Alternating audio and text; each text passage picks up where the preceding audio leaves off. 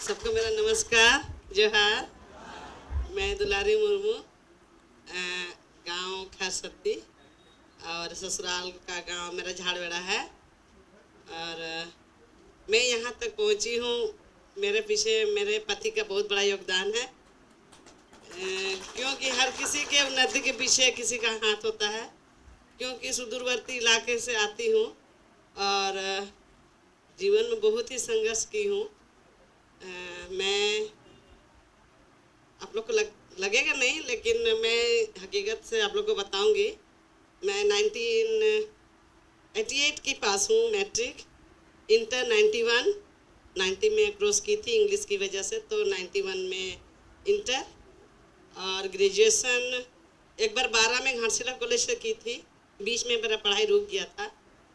और उसके बाद टेट बैठी थी, जो 12 वाला टेट था। 12 में शायद ग्रेजुएशन की थी, तब ना 12-13 में जो एक बार टेट हुआ था तो मिडिल निकाली थी। लेकिन मैं पारा टीचर करती थी 2002 से 7 जनवरी में।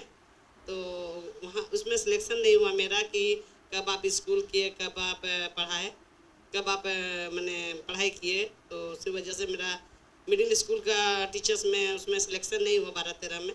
तो मेरे को लगा कि मेरा कमजोरी मेरा पढ़ाई, मैंने जो ग्रेजुएशन की वजह से नहीं हुआ, तो नहीं, मेरे को आगे पढ़ना चाहिए। तो फिर मैं इग्नू से पढ़ाई की। 15 में तुरंत एडमिशन ले ली, तो 12-15 में मैं पास की ग्रेजुएशन इग्नू से, कोऑपरेटिव कॉलेज जो बहुत ही अंदर है।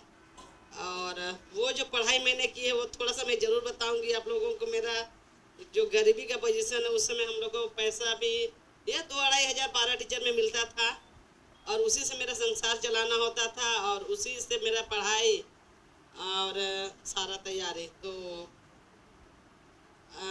गांव देहात के लोगों का तैयारी कैसा होगा, वही दामडी और आलू टिक्की, उसको कैन में भर लेती थी, इतना बड़ा होता था कैन, और ट्रेन से जाती थी। और मेरी बेटी थी छोटी, 3 साल 2.5 साल ऐसे थी। और जब जब 12 वाला टेट की थी, उसमें मेरी बेटी महज 3 महीने की थी। बेटी को लेके गई थी, 2 बुक खरीदी थी मैं तैयारी के लिए, लेकिन मैं पढ़ नहीं पाई क्योंकि मैं, मेरे पति और बच्चे, हम लोग रहते थे। और तैयारी बुक तो खरीदी थी, लेकिन पढ़ाई का टाइम ही नहीं मिल पाता था। डायरेक्ट एग्ज़ाम लिखने गई थी, तो प्राइमरी नहीं निकाल पाई, लेकिन मिडिल निकाली थी उस समय। और सेकेंड बार में जुगली पार्क में हम लोग खाना खाते थे, और वहीं कोऑपरेटिव कॉलेज में असाइनमेंट जमा करना होता था, और संडे को क्लास करना होता था। मैं क्लास करने जाते थे, अब पति बच्चे को रखते थे बाहर में। इस तरह करके ग्रेजुएशन कंप्लीट। 15 में टेट निकला, जस्ट मेरा रिजल्ट हुआ, सप्ताह भर में ही रिजल्ट सप्ताह भर ही हुआ था और टेट निकल गया था। हम बार बार भगवान से दुआ करते थे मेरा रिजल्ट हो जाए तब टेट निकले। तो सप्ताह भर में ही निकला, और अप्लाई की मिडिल प्राइमरी दोनों निकाली मैं। और उसके बाद फिर मेन एग्ज़ाम लेने में सरकार ने बहुत देरी कर दी। 23 में हम लोग का हुआ, और उसमें मिडिल प्राइमरी तो दोनों नहीं अप्लाई करना था। उस समय बोला गया था कि कोई आप एक कीजिए, तो मैं प्राइमरी टीचर से थी, इसीलिए प्राइमरी टीचर को ही मैं अप्लाई की और उसी में पास की। और आज मैं सहायक आचार्य में हूँ। तो बहुत ही परेशानी होता है, गरीबी होता है, और हमारे पास इतना टाइम नहीं था कि मैं घर में स्टडी कर सकूं। तो मेरा बस एक ही मकसद होता था कि मेरे को यहाँ कोचिंग आना है।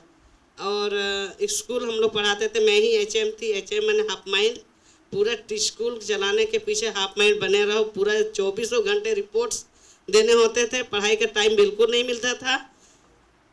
बस यहाँ ही सिर्फ जो मैं पढ़ी थी, बहुत ध्यान से सुनती थी और जो भी लिखती थी। और सर लोग PDF तो छोड़ते थे, मेरे पास टाइम ही नहीं था कि मैं PDF फिर से उतार सकूं।